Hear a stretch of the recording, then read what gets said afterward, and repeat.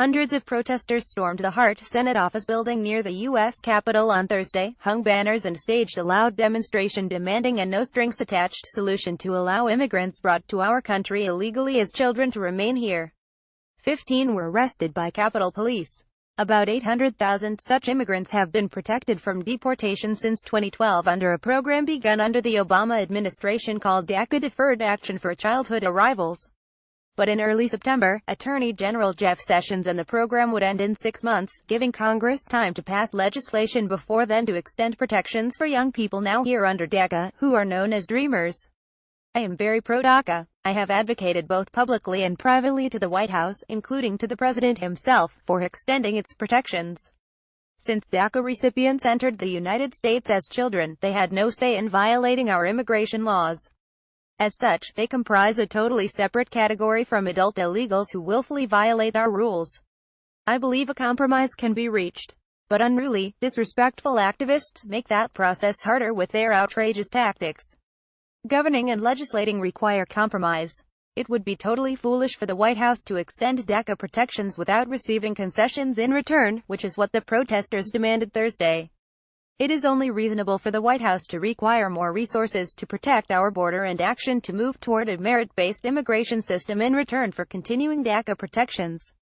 Importantly, illegal immigrants, no matter how much empathy I maintain for them, have no standing to make loud demands of the American people.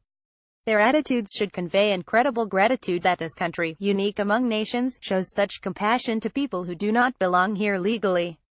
As a pro-DACA Latino, I urge these groups to cease using the leftist radical tactics of the so-called Occupy movement, and instead make a humble, reasoned case to persuade America why they should be allowed to stay. The ethical and economic arguments for extending DACA are compelling. But storming a government building and forcing the police to make numerous arrests creates a counterproductive antagonism. As an analogy, if uninvited guests came to your home and you decided to accommodate them, would your willingness persist if they jumped on your kitchen table, started screaming and pledged to never leave, or would you then call the police and have them summarily removed? Many of these activists would respond that they are, in fact, Americans. Some, like illegal immigrant journalist Jose Antonio Vargas, have created entire careers out of such doublespeak, exemplified by his Define American group. Well, Jose, the term American can be defined in precisely 6 words: a citizen of the United States. It is a legal term in a country where rights are defined by laws, not by force.